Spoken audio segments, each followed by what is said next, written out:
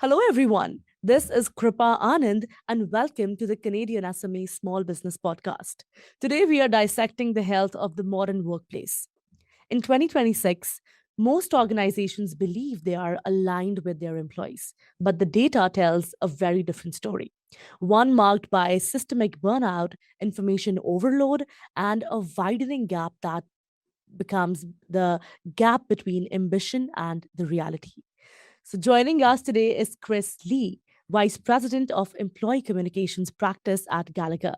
As we mark the release of Gallagher's 18th annual Employee Communications Report, Chris is here to break down the critical readiness gap that is currently stalling organizational growth. So, before further ado, let's welcome this special guest we have.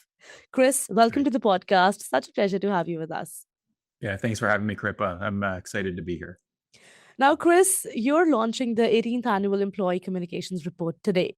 So please go ahead and explain that what this report entails and how many professionals participated in this and what were the key findings. So go ahead. Yeah, so Gallagher's Employee Communications Report, as you mentioned, it's been running for 18 years and still going strong. And it's evolved over the years where today's product really reflects a lot of strategic insights for organizations to draw upon Mhm. as it relates specifically to the employee experience. So this year, Kripa, we had a total of 1,300 communications and HR professionals from all over the world across Wow. a broad cross section of industries, Mhm. organization size, all participated in a survey. And of those, we actually had 36% of the organizations that were represented had fewer than 500 employees. Wow, those are some great findings because it is startling to see how clearly the data highlights the disconnect between the leadership intent and the employee experience. Great. Now let's explore the readiness gap between organizational ambition and the operational reality. So, Chris, what is that readiness gap, and how exactly does it affect organizational performance? Go ahead. Yeah, so the readiness gap really there's a growing disconnect between two things, Kripa. So the first is that the level of risk that organizations face Hmm. across things like trust and leadership, an environment featuring constant change, and the burnout that typically results with employees. Yeah. And so what the readiness gap really is the gap between this risk of those factors and teams' actual ability to manage those risks through good strategy, strong governance, and communication maturity. Hmm. So, a lot of organizations that have lower levels of readiness don't face necessarily fewer risks. They're just less equipped to handle them effectively, which can directly impact what you really want in our organization. Things like performance, engagement amongst employees, and adoption of change in order to thrive.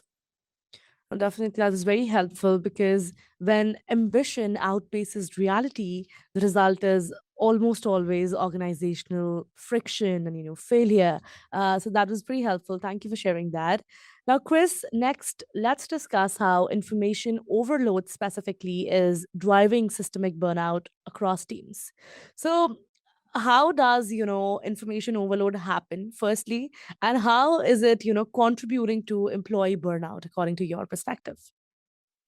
Yeah, so Kripa, we see with a lot of clients that we start having conversations with, one of the hallmarks of a lack of overall planning and communication strategy is information overload. It's one of the first symptoms that we tend to see. And so, Mhm. even though high volumes of communications probably does feel like productivity, when you really think about it, it's a clear signal that there's a lack of strategy and clear direction.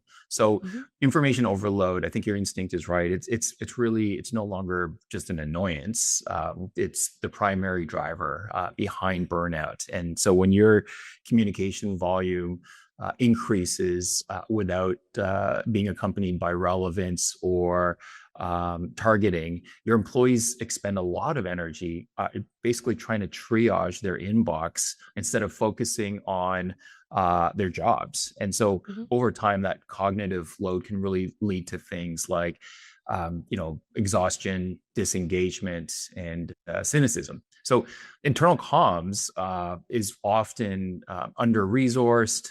I hear a lot of stories about organizations that have these so-called small but mighty employee communications teams.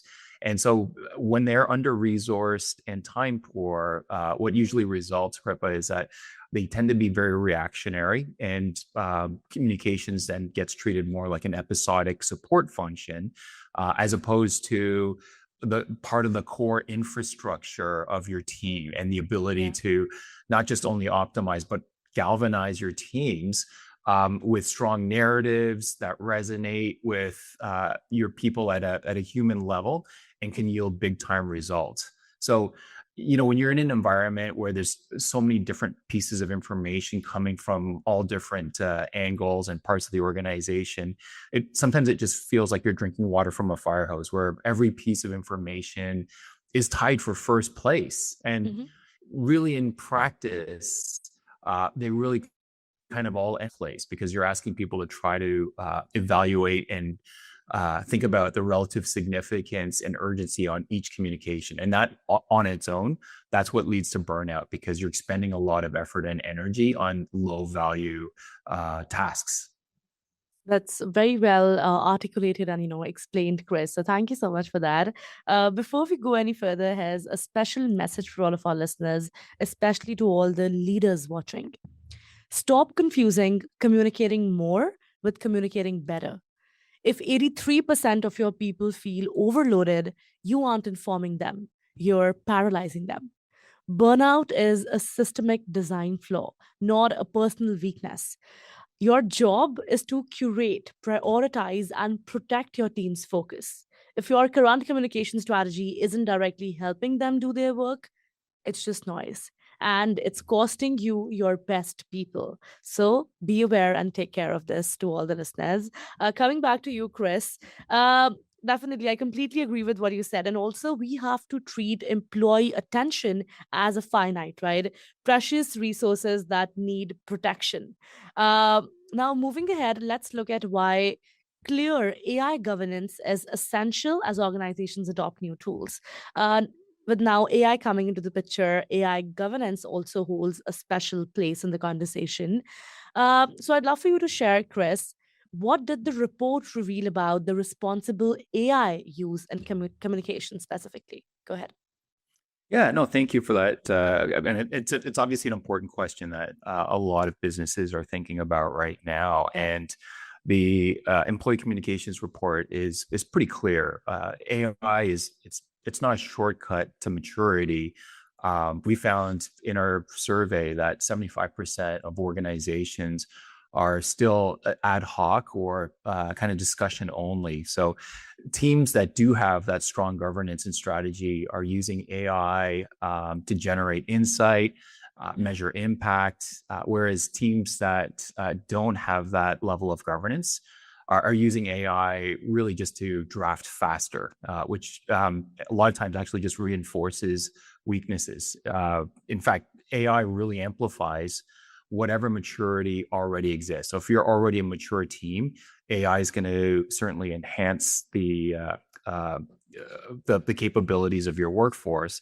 But again, without that strategy, without that governance and clear workflows, AI is not going to fix broken systems. It's actually going to accelerate those broken systems. We did Mhm. find in the State of the Sector survey that 36% of organizations that participated felt like they were actually AI ready, which is a troublesome number. And so leadership teams really should not be looking at AI only as a productivity tool that helps you do more things faster.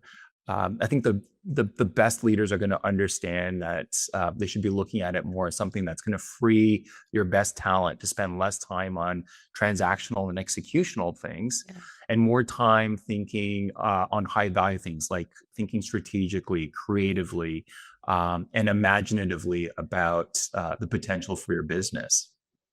No, definitely. Once again, greatly explained, and I completely agree with you. AI is not here to replace anyone, not here to replace the workflow. It is here to automate it so that the person can invest majority of the time on the business development side of it, rather than just doing repetitive tasks. So thank you so much for answering that, Chris. Finally, let's talk about how leaders can turn all of these challenges that we talked about into an opportunity rather than just talking about them. So, Chris, what is the most important change according to you that leaders must make to close these gaps that we talked about today?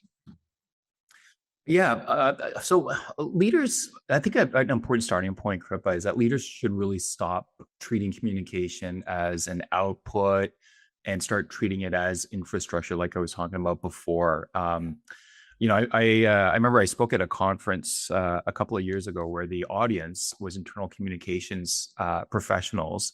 And I asked them to close their eyes for 30 seconds and just to visualize their CEO and think about what does your CEO think your job is in internal communications? And the response was overwhelmingly that everyone realized that leadership views communications in more of as a publisher that reacts and responds and does things like creates posters and emails without Mhm. recognizing the potential remit for internal communications as a catalyst for embracing and adopting change, for shaping culture.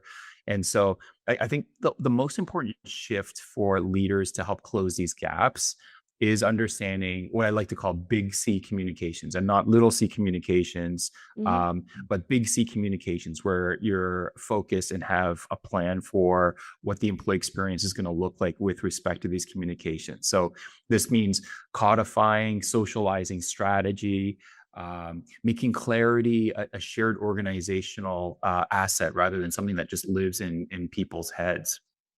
Mhm. Definitely. The big C communication, very interesting. A commitment to operational clarity and intentional communication is clearly the only way forward.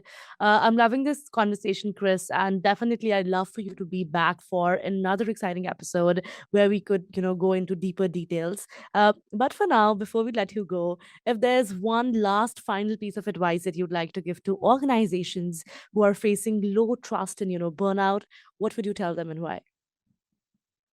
Yeah, and I think the reason why I think that's a good question is that I think it's becoming more and more an issue for organizations. I think technology is actually and a potential lack of planning and communication strategy is exacerbating the incidence of burnout because it's just simply as the teams would talk about is TMI. It's just too much information that's happening all the time. So I love as a starting point, kind of slowing down the noise Hmm. and speeding up listening. So, in the report, one of the things that it shows is that trust is rebuilt.